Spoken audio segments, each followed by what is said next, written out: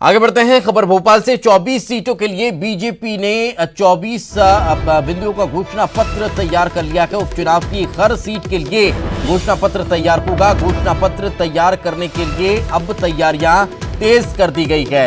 3 साल में पूरे होने वाले कामों को शामिल इस घोषणा पत्र में किया जाएगा।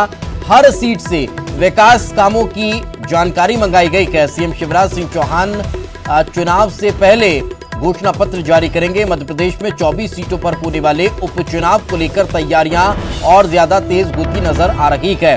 बीजेपी लगातार बैठकों के बाद अब घोषणा पत्र पर मंथन करना शुरू कर चुकी है। और ज्यादा जानकारी के साथ हमारे सहयोगी शरद हमारे साथ लगातार बने हुए हैं। शरद, अब इसे बीजेपी का एक अगला कदम माना जाए और किस लिहाज से इसमें किन बातों को शामिल किया जा सकता है? देखिए, बिल्कुल उपचुनाव की जो रणनीति है उसको बनाने में बीजेपी कांग्रेस दोनों ही लगी हुई है। और इसी के बीच में जो जानकारी निकल के सामने आई है उसके तहत बीजेपी एक नए फॉर्मूले पर काम कर रही है। और वो फॉर्मूला जो 24 सीटें हैं उपचुनाव की, उनकी हर सीट के लिए एक घोषणा पत्र बनाने का है। सूत्रों के मुताबिक जो जानकारी मिली है पुख्ता तौर पर, उसके तहत बीजेपी 24 सीटों के लिए 24 अलग अलग जो घोषणा पत्र है वो बनाने पर काम कर रही है। और इन घोषणा पत्रों में उन कामों को शामिल किया जाएगा, यानी कि जब पार्टी इस घोषणा पत्र को किसी सीट पर मान लीजिएगा कि उसका लॉन्च करेगी उसको जनता के सामने, तो उन कामों को इसमें शामिल किया जाएगा जिन्हें क्योंकि अब जबकि 2 साल का वक्त करीब निकल चुका है, तो फिर आने वाले जो बाकी 3 साल बचेंगे चुनाव के बाद में 2.5 या 3 साल का जो वक्त रहेगा, उस दौरान में जो काम पूरे हो सकने वाले होंगे उस संबंधित विधानसभा क्षेत्र के उसको उसमें शामिल किया जाएगा। और जानकारी ये भी मिली है कि सरकार के स्तर पर उन कामों की जो सूची है वो बनाने का काम भी शुरू कर दिया गया है, जो पूरी 24 सीटें हैं उनको लेकर।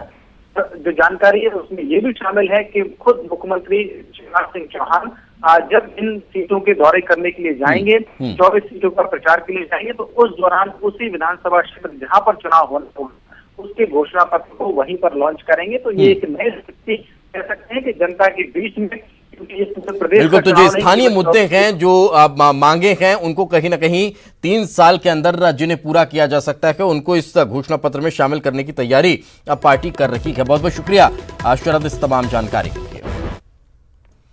आगे बढ़ते हैं। खबर भोपाल से। गृह मंत्री से मुलाकात करने के लिए निर्दलीय विधायक सुरेंद्र सिंह शेरा पहुंचे हुए हैं। नरोत्तम मिश्रा से उनकी मुलाकात चल रही है। शेरा ने राज्यसभा चुनाव में बीजेपी का समर्थन किया था। अब मंत्रिमंडल विस्तार से पहले यह मुलाकात बेहद महत्वपूर्ण मानी जा रही है। सुरेंद्र सिंह शेरा, आपको बता दें, ये वही निर्दलीय विधायक हैं जो लगातार कांग्रेस सरकार के दौरान अपने आप को मंत्री बनाने के लिए दबाव बनाते नजर आए थे।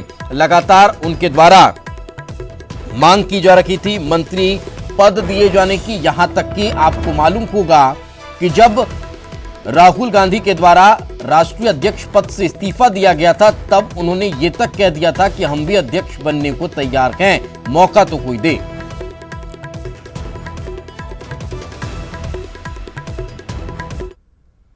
तो वहीं इससे इतर राहुल गांधी पर मंत्री नरोत्तम मिश्रा ने हमला बोला है। प्रधानमंत्री नरेंद्र मोदी को सरेंडर मोदी बताने पर उन्होंने निशाना साधा और कहा कि राहुल गांधी का बयान मनोबल गिराने वाला है।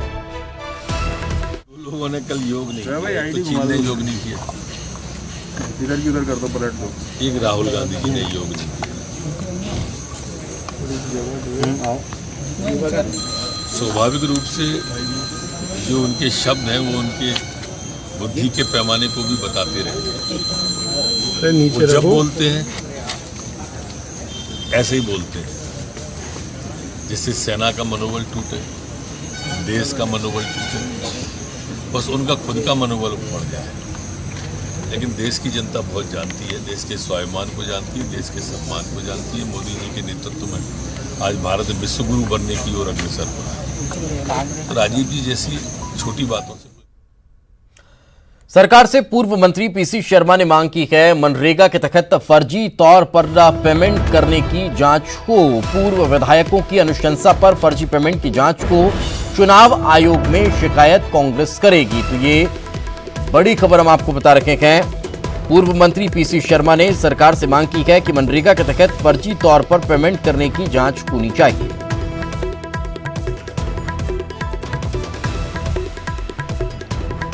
पूर्व विधायकों की अनुशंसा पर फर्जी पेमेंट की जांच को चुनाव आयोग में शिकायत कांग्रेस करने की तैयारी में है। कांग्रेस पार्टी इस मामले में चुनाव आयोग को शिकायत करेगी, ये भी पीसी शर्मा ने कहा है। उन्होंने कहा कि मनरेगा के तहत फर्जी तौर पर पेमेंट करने की जांच होनी चाहिए। पूर्व विधायकों की अनुशंसा पर फर्जी पेमेंट की जांच हो। फर्जी मनरेगा में जो नाम जोड़ने की कोशिश कर रहे हैं पूर्व विधायक, चुनाव को देखते हुए उसको रोकना चाहिए। और चुनाव आयोग से भी हम कहेंगे कि चुनाव आयोग इसमें इंटरफेयर करे। पूर्व विधायकों को फर्जी नाम मनरेगा के तहत जो जोड़ने का कोई अधिकार नहीं है, नहीं तो कांग्रेस इस मामले में प्रदर्शन।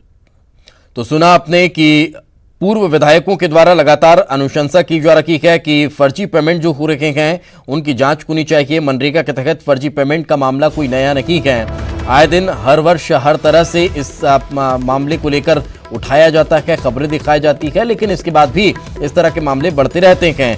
अब इसको लेकर पूर्व मंत्री पीसी शर्मा ने सरकार से मांग की है कि मनरेगा के तहत फर्जी तौर पर पेमेंट करने की जांच होनी चाहिए।